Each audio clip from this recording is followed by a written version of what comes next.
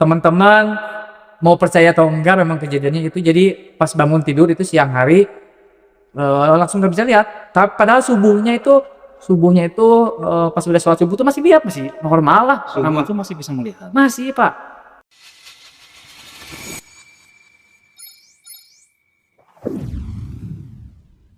Oke. Bismillahirrahmanirrahim. Tentunya assalamualaikum warahmatullahi wabarakatuh. Ketemu lagi di podcastnya ini Sakuningane. Ini adalah podcast yang entah keberapa kali karena kita udah banyak rekaman tapi belum sempat upload. Oke. Hari ini kita kedatangan lagi seorang mahasiswa. Dia adalah bukan kalau kemarin seorang kapiten, kalau sekarang bukan kapiten ya. Dia disebutnya dengan julukan Panglong. Ya, itu dia sendiri yang membuat julukan itu. Dan kita nggak tahu nih Panglongnya itu apa tentunya ya. Nanti kita tanya-tanya, ulik-ulik sama beliau langsung. Ini adalah Adani dari mahasiswa teknologi pangan semester 4. Semester 4 baru 2 tahun di Uni saya. 2 tahun. Oke, boleh dong kenalan diri dulu Adani. Siap. Nama saya nama asli Dani Haryanto, mahasiswa teknologi pangan semester 4, Fakultas Teknik Universitas Islam Al-Hidayah Unisha Kuningan. Ya, gitu Pak. Tapi kalau nama panggung sih Panglong, betul. Soalnya kan ramenya di sini itu sebutannya jadi Panglong. Panglong sendiri apa sih? Jadi Panglong tuh Pak, ada singkatan ya, Panglong tuh Pangeran Golong. Pangeran Golong. Kenapa disebut Pangeran Golong? Jadi saya ini di antara teman-teman tunanetra yang lain bukan gimana-gimana, selalu yang pengen tampil, pengen show up, selalu pengen tampil gaya gitu, pengen selalu tampil keren. Jadi ya disebutin lah, kayak istilahnya pangeran segala, kayak penghalusnya jadi gitu. Jadi kalau Golong kan, kalau bahasa Sunda kan berarti kan tunanetra buta yang nggak bisa lihat. Jadi makanya disebut Pangeran Golong. Iya. Jadi teman-teman Adani itu punya keterbatasannya. Di antaranya satunya itu tunanetra ya, alias gak bisa melihat ya. Gak bisa melihat secara fisik. Tapi kalau secara hati?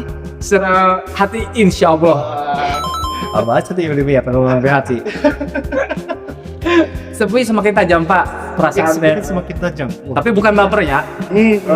Kalau baper bahaya. Bukan baper.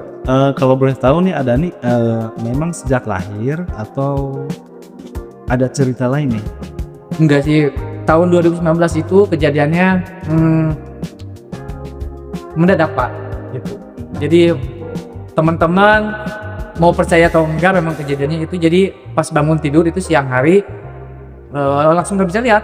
Tapi padahal subuhnya itu pas udah sholat subuh tuh masih lihat, masih normal lah. Kamu tuh masih bisa melihat? Masih Pak. Masih tidur? Terus kan dulu tuh kan mau kerja sip siang ceritanya. Tidur lagi lah kan, bisa kerja siang. Nah udah sholat subuh tuh tidur. Pas bangun siang-siang tuh alarm nyala, mata tuh jadi burung. Udah jadi si objeknya udah nggak kelihatan, jadi cuma cahaya doang yang kelihatan tuh. Saya pikir tuh mata minus, tapi ternyata pas dicek optik gitu, katanya ini mah ada sesuatu, katanya gitu, harus ke dokter langsung. Udah dari situ mulai jipe Pak, mulai deg-degan, mulai panik lah pokoknya nama 2019 panik attack pokoknya nama sebelum COVID. Sebelum COVID tuh, berarti tadinya normal aja ya? Normal Pak, masih biasa nih kali ya, ini cantik-cantik gelis. Nah itu kan tinggal bisa tidak suara ya? Tidak suara ya Pak. Ada suara sok bohong kah? Itu jadi pembelajaran Pak. Betul itu pembelajaran. Berarti dari 2019 itu normal, 2019 itu tidur itu sebelum tidurnya ada salah makan atau apa? Enggak ada. Jadi kegiatan sehari-hari aja biasa gitu. Kerjamu dulu di bagian apa sih? Waktu dulu bagian di marketing di resto. Resto Afgan Indonesia. Gak liatin monitor juga kan ya? Apanya? Enggak selalu, maksudnya tiap hari kan kalau lihat monitor atau lihat. Kalau tiap hari iya, soalnya kan laporan setiap malam. Dari dulu tuh megang 12 outlet. Jadi setiap malam tuh pasti ngerjain laporan. Setiap malam tuh. malam uji laporan dari monitor, kamarnya gelap. Kamarnya nggak sempat terang. Terang. Oh, takutnya kan kalau misalnya kamar gelap, emang terus kita liatin monitor, itu kan ngerusak ke mata ya. Terus Betul. sambil main HP, tiduran, itu juga kan ngerusak mata sebenarnya kan. Betul Pak, betul. Tapi dalam ada jangka waktunya. Kalau gitu kan. Kalau betul memang monitor itu kata dokter merusak mata, si saraf kan sinar apa namanya Pak? Tapi ya itu ada step by stepnya, ada tahapnya pasti. Kalau saya mah memang langsung mendadak, nggak ada penurunan penglihatan, nggak ada, pokoknya langsung jebret, nggak bisa lihat. Itu saya mah makanya wah kaget, surprise gitu. Betul, ya sekarang keadaan itu sudah berdamai dengan keadaan ya. Alhamdulillah, makanya saya kuliah sekarang semangat. Harus kalau sekolah semangat sih harus ya. Tapi kan pasti pas ada nih nggak bisa ngelihat, itu kan pasti ada editor mohon masukin nada-nada sedih ya. Ini ada nih ketawa mulu kan bisa nggak? Pasti kan ada titik down di mana ada nih yang tadinya bisa melihat kok bisa terus jadi enggak. Betul parah itu cara ngatasinnya atau pemulihannya itu berapa hari? Kalau bisa dibilang maaf ya ini kan bisa kena mental lah, bisa dibilang kayak gitu ya. Itu karena cara-cara ada nih bisa survive sampai sekarang kayak gimana? Pak, terus terang banyak orang yang nanya kayak gitu ya. Tapi saya juga nggak tahu kenapa saya tuh waktu kejadian ini, kalau mental down pasti ya Pak, murung pasti. Tapi ada titik di mana saya tuh ngerasa dilindungi sama Allah. Yang pertama, saya tidak pernah punya pemikiran pengen bunuh diri, pengen menghabisi masa hidup gitu intinya ya. Terus murungnya kayak gimana itu saya nggak pernah. Dan ketika saya terjadi ini, alhamdulillah sholat saya semakin rajin, zikir makin rajin gitu. Jadi ada tuntunan-tuntunan yang secara mungkin goib ya Pak ya. Terus terang aja saya kalau dari keluarga tuh hanya sebatas ya semangat doang. Tapi keyakinan yang paling kuat itu saya nggak tahu dapat dari mana gitu. Saya punya keyakinan itu dapat dari Allah gitu.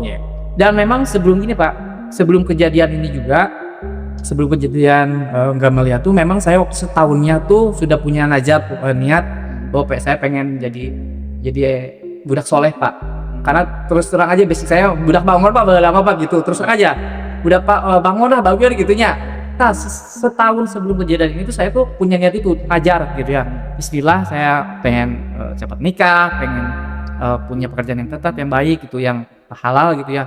Nah dari semenjak setahun itu tuh banyak hal, terus terang aja banyak hal yang saya alamin ya secara goib gitu. Tapi di arah yang baik maksudnya ya.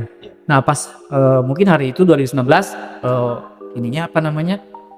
titiknya gitu ya, mungkin Allah mencabut penglihatan saya dan saya benar-benar fokus gitu. Dan alhamdulillah selama itu hampir 8 bulan lah, 8 bulan saya di rumah aja, saya rajin sholat, rajin berzikir, terus aja memohon sama Allah gitu, meminta petunjuk, meminta arahan gitu, minta perlindungan.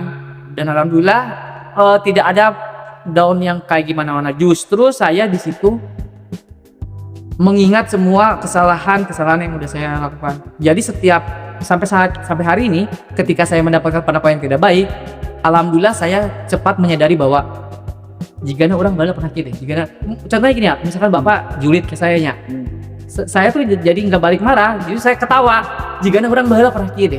Alhamdulillah saya dituntun sama Allah untuk lebih cepat menyadari itu. Jadi alhamdulillah sampai sekarang saya bisa nerima gitu. Jadi feedbacknya tuh gitu. Storytelling mungkin. Betul Pak. Jadi Alhamdulillah. berapa heula kieu benernya kabar Betul, tuh Pak. senangnya. Alhamdulillah itu cepat banget Pak kejadian itu. Misalkan nih saya pernah sempat dikasih uang, saya kan dulu mijit, dikasih uang itu di amplop 2.000 rupiah gitu. Justru saya malah ketawa Pak, ngakak jika ada orang pernah iya ke Batur itu. Jadi alhamdulillah saya sampai saat ini ya Allah dituntun sama Allah lebih cepat tersadar akan apa yang dialami. Jadi ya sekarang alhamdulillah makanya fine aja, senang aja gitu. Tinggal di jalan. Bagus itu semangat Adani itu emang bagus lah, tak acung jempol. Dan sebelumnya ya, sebelum Adani kuliah, berarti kan Adani lulus SMK itu kan berapa? SMA udah lama tuh Pak. Kuliah enggak? Dulu sempat kuliah, sempat di Kuningan juga, di salah satu universitas Kuningan. Boleh disebutin? Boleh. Boleh, di Uniku. Pertama di Uniku, terus kedua di Unswagati Cirebon. Ya kan tadi saya bilang saya dulu basicnya budak bagus gitu Pak, jadi ngacampur kayak itu kan dia lah gitu, nggak beres-beres gitu. Nggak beres. Makanya sekarang pas kuliah di Unisa gitu ya, saya Itu murid yang mau ditanyain. apa? Kenapa akhirnya kok bisa memilih Unisa Kuningan atau kok tahu Unisa? Sebelumnya pasti ada nih, tahu nggak sih Unisa Kuningan ada nggak? Jujur aja dulu saya nggak tahu Unisa. Taunya memang Aliyah. Kalau Aliyah saya tahu gitu. Kalau secara nama Unisa memang belum tahu. Nah dulu tuh pas mau ini tuh memang saya pengen kuliah, pengen nyari ilmu lagi gitu ya. Terus juga memang saya punya passion di kuliner Pak. Tadinya awalnya tuh di pangan gitu lah. Terus kebetulan juga ada beasiswa, info beasiswa gitu. Ada info beasiswa di mana, katanya di Unisa. Unisa teh di mana kata saya tuh. Memang nggak tahu, di Cigugur gini lah pokoknya. Ya udah lanjut bismillah gitu, dan alhamdulillah lancar sampai sekarang. Sampai sekarang ya, dari semester 4 timnya lulus setengah perjalanan. Siapa setengah perjalanan mau keluar lagi nggak? Enggak lah. Justru Pak, justru saya terus terang aja sekarang. Saya di kuliah ini benar-benar memanfaatkan. Saya tidak mau menyanyiakan waktu Pak. Terus terang aja, banyak teman-teman gitu yang masih muda-muda yang masih fresh gitu ya. Saya tuh kadang-kadang suka ngasih tahu ulah nyanyiakeun, jangan menyanyiakan hari ini karena pasti mana kayak hanjakal jika orang gitu. Justru saya ke teman-teman yang sekarang tuh yang lebih muda, saya selalu ngomong gitu, mana pokoknya tong sia-siain, pokoknya mana karajin, mana kagetol, mana bae disebut sok rajin, sok naon, kayak ada hasil dah. Iya benar sih Ding. Kalamin sih kalau misalnya ada apa namanya tetangga ataupun ngurus si Pak Budi itu bilang nyana sok rajin, nyana sok rajin.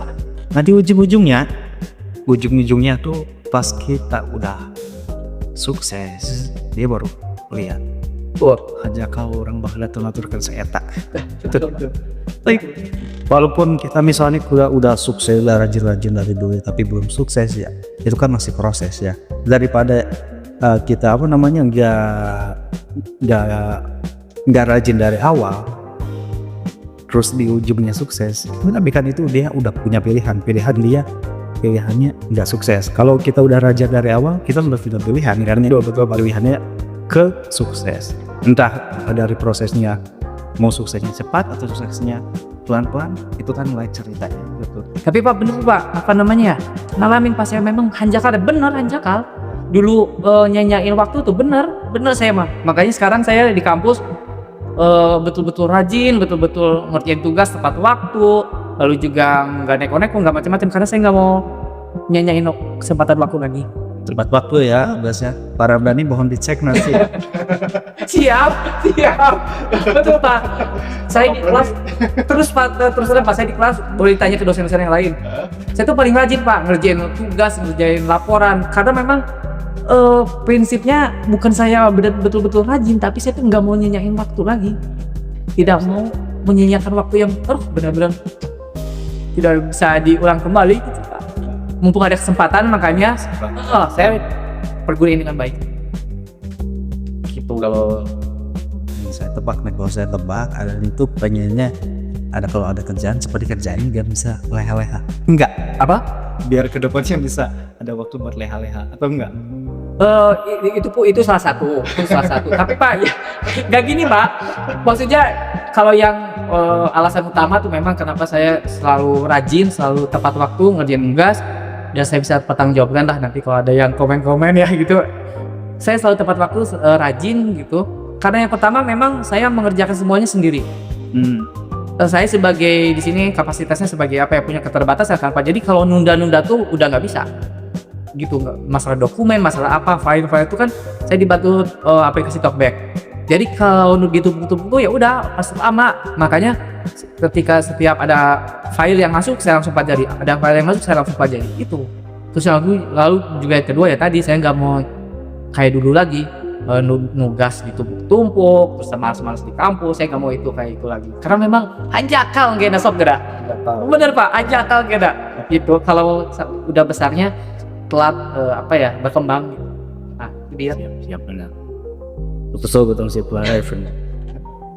Nah, ya jadi pertanyaan nih, proses pembelajaran itu kayak gimana sih kalau di kelas? Kalau emang saya di sini di Unisa, tapi kan saya nggak tahu keadaan di kelas tuh kayak gimana, ada kesulitan apa, ataupun ada nih punya cara tersendiri lah pembelajarannya.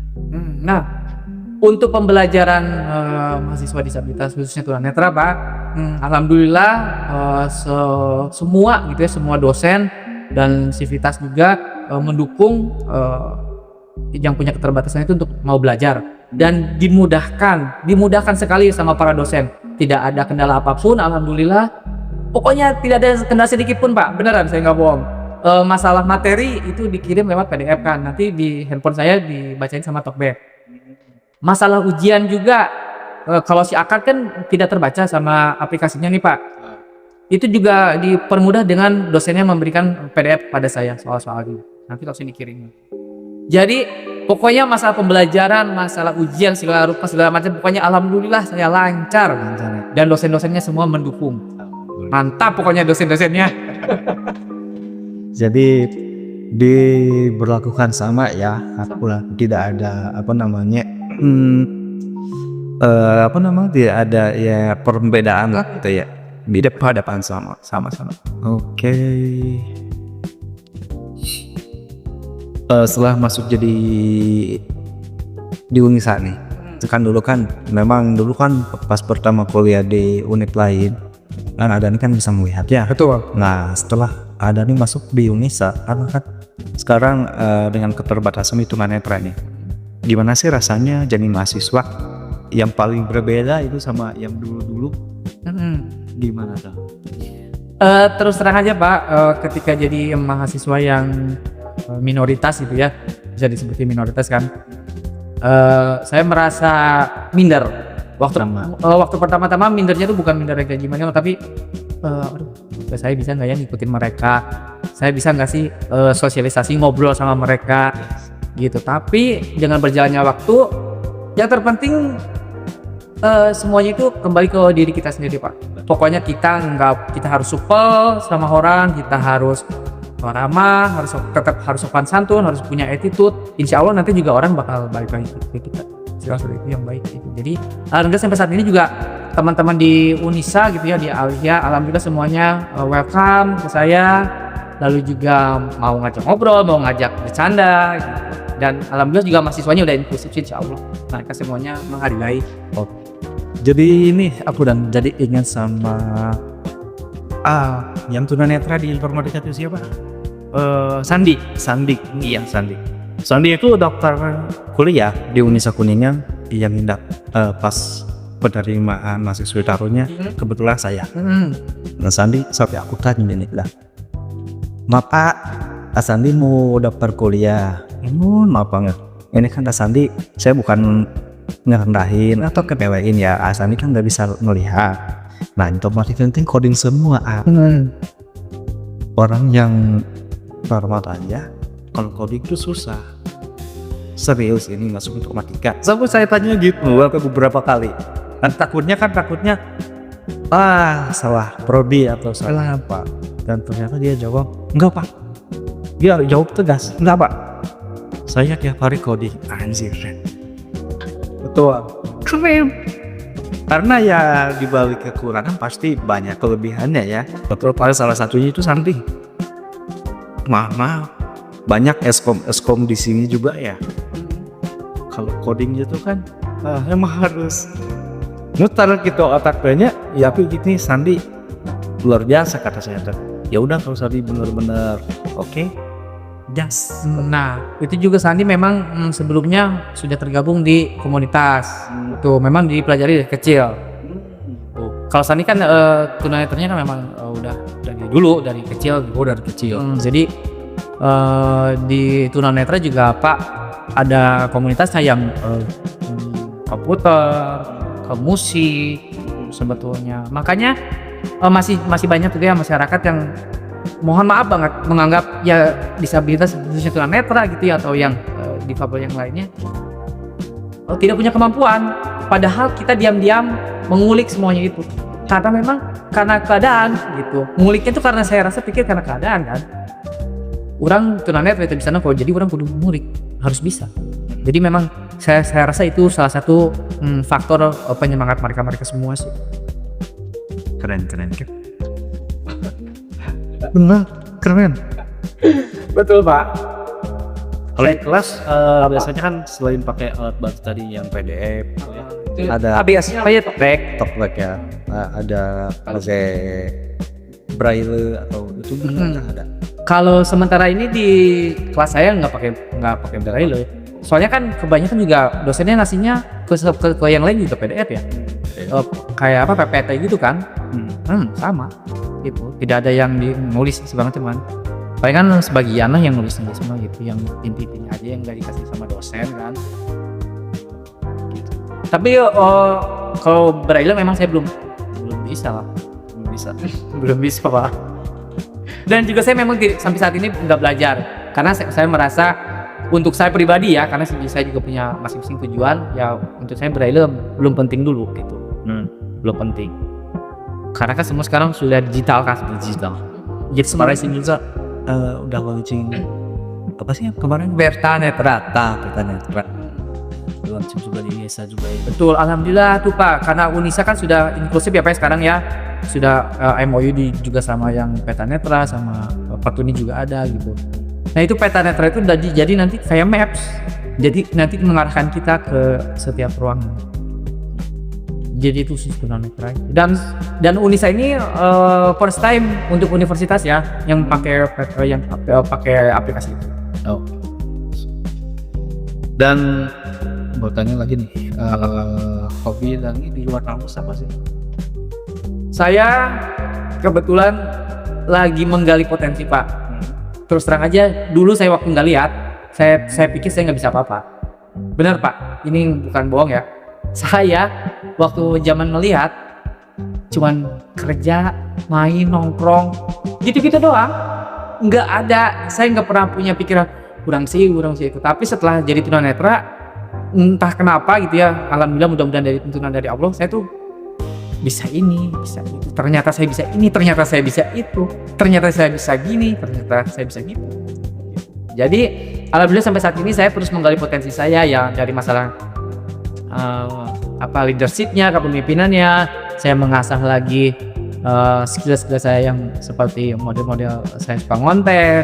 Lalu juga saya belajar public speaking tentunya, dan saya juga belajar lagi tentang sosialisasi segala macam, banyak hal Pak, sampai saat ini masih belajar. Jadi kegiatan itulah saya sehari-hari, pokoknya yang saya bisa lakuin saya kerjain. Oke. Tapi ada satu lagi Pak, kalau profesi saya itu tukang pijit Pak. Tukang pijit. Boleh atunya. Si tukang pijit teh kelas. Amin Pak. Tukang pijit naik haji bisa. Amin. Jangan sama tukang bubur. Bener Pak. Ngomong deh haji ya. Tukang pijitnya kudu bisa. Bisa. Oke. Apa lagi ya Dania? Aman Pak. Jadi menurut Dani itu untuk teman-teman semua di sana yang mungkin punya kebutuhan khusus ya. Jadi untuk kuliah itu nggak ada penghambat ya. Alhamdulillah di Universitas Islam Al-Hijrah Kuningan ini saya tidak mengalami hambatan apapun, dari mulai masalah perkuliahan, mulai masalah pendaftaran gitu ya, terus pembiayaan perkuliahan. Alhamdulillah semuanya bisa ke-handle, dan juga alhamdulillah Unisa membantu sekali beasiswa, memperjuangkan mahasiswanya apanya gitu. Dan susunya ada apa? Ada adik difabel kan, untuk khusus tunanetra. Betul, peluang saku. Dapat Pak. Uang sakunya buat perkuliahan ya, jangan. Betul kan, buat ongkos, buat biaya kos kan semua tuh.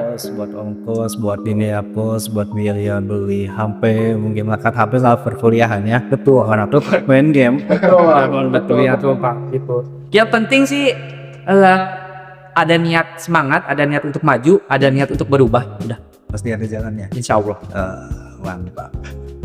Oke, barangkali nih ada pesan-pesan nggak pada nih buat teman-teman semua di luar ya, nggak hanya khusus soal yang tunanetra. Buat semua teman-teman adik-adik Adani yang masih di SMA ataupun yang udah keluar SMA tapi masih ragu buat kuliah, menurut Adani gimana? Kalau pesan-pesan untuk umum gitu ya, untuk adik-adik kelas gitu ya, adik yang di bawah saya, pesannya tentunya masuk kuliahnya itu di Unisa, karena di Unisa ini dipermudah segalanya dan pasti akan dibantu oleh semua sivitas akademik apapun itu. Dan juga untuk yang sudah bekerja atau sudah tidak punya arah tujuan gitu ya, coba kuliah di Unisa, karena Unisa juga kan salah satu yang berpedoman sama bimbingan agama juga ya Pak ya. Iya. Gitu. Jadi ya, insya Allah mudah-mudahan di Al-Ihya bisa diarahkan, di Al-Ihya bisa sukses gitu ya. Pokoknya intinya buat semuanya gitu, ayo kuliah di Unisa, siapapun tanpa mengurangi keterbatasan lah atau apalah, di sini semuanya bisa karena Unisa udah inklusif. Pokoknya Unisa best, pokoknya nggak nyesel masuk Unisa karena saya ngerasa banget dipermudah segalanya dan dibantu segalanya. Berarti semuanya sama, semuanya nggak ada perbedaan. Tidak ada perbedaan. Dan untuk yang disabilitas gitu ya, masuk Unisa karena Unisa udah inklusif. Jadi hanya di Unisa yang bisa nerima sampai saat ini yang maksudnya yang sudah welcome gitu ya, yang udah welcome ya Unisa. Pokoknya semua disabilitas dimanapun, ayo sini masuk Unisa. Oke. Udah cukup lumayan cepat ya ngobrol kita, ternyata udah hampir setelah 1 jam, nggak berasa ada. Oh, udah 1 jam ya? Ngobrol nggak kerasa Pak, nggak kerasa, nggak lihat juga. Barangkali ya sih, kerasa kan kurang. Saya gue baru nggak. Tapi Soalnya emang nggak ada nih. Kalau ngobrol sama Adani itu, kadang-kadang saya suka pikir ada itu kayak ngelihat. betul Pak. Ya kalau dari gestur tubuhnya tuh, saya ada di sini kayak yang tahu tuh, gitu. Kuncinya satu Pak, itu betulan Allah yang ngeberakin, nggak ada lagi. Oke, karena soalnya kadang-kadang suka lihat titiknya Dani kan lewat di FYP TikTok ya. Dani ini nggak bisa lihat, maaf ya, tapi pegang kamera, ngadapin kamera terus ngesut temennya, itu pas banget. Nah itu tuh ada pembelajarannya Pak. Wah ada. Itu tuh ada pembelajarannya sebetulnya. Baru tidak? Apanya? Belajarnya otodidak? Belajarnya otodidak. Tapi kita kan dari eksperimen sebelumnya kan. Gitu. Ini saya contoh ambil kecil satu ya. HP saya mana ya? Misalkan saya mau selfie Pak. Mau selfie, saya selalu mengukur gini. Jangan segini. Kita tarik ini aja. Ini udah pasti muka saya kena. Udah pasti, nggak mungkin enggak. Kalau itu kan muka Adani. Tapi kalau muka temennya Adani, kalau ke orang lain, misalkan Bapak di sini ya, saya bidik dulu suaranya. Saya bidik suaranya di sini, langsung segini kan? Ya gitu. Saya bidik dulu suaranya Pak. Gitu. Jadi saya tuh sambil ngobrol sambil tuh gini Pak, tunanetra tuh kalau ngobrol Pak, dia tuh si otaknya sambil berpikir antara semuanya. Jadi berpikir di sebelah kanan saya apa, kiri saya apa, depan saya apa. Gitu pembelajarannya Pak. Jadi makanya terus terang sampai saat ini bukan Bapak aja, masih semua orang tuh masih menganggap saya itu masih orang yang lihat. Tapi kan tidak tahu prosesnya di belakang itu seperti apa. Kalau saya ngambil kamera, saya ngambil apa tuh, banyak pembelajaran yang setiap hari saya kulik. Oke. Keren banget. Udah. Pesan saya di sini, pokoknya udah 2 kali masuk universitas, nggak lulus. Kalau Unisa harus lulus. Amin ya Allah. Amin. Banggain orang tua masih ada kan? Kantun Bapak. Itu sudah meninggal. Almarhum. Ya udah. Ini harus jadi kado buat almarhum ibu. Amin. Bapak ya. Amin, jangan sampai nggak lulus lagi di sini. Amin. Pokoknya lulus insya Allah. Oke, mungkin cukup segitu ya buat teman-teman semuanya. Thank you yang udah nonton di podcast Indonesia Kuningan. Saya Jeffrey Herianto dan rekan saya Dani Panglong izin undur diri. Billahi taufiq wal hidayah. Wassalamualaikum warahmatullahi wabarakatuh. Waalaikumsalam warahmatullahi wabarakatuh. Enak kan? Iya, coba salam. Oh. Salam. Siap. Malu Pak, kirain nggak mau salam.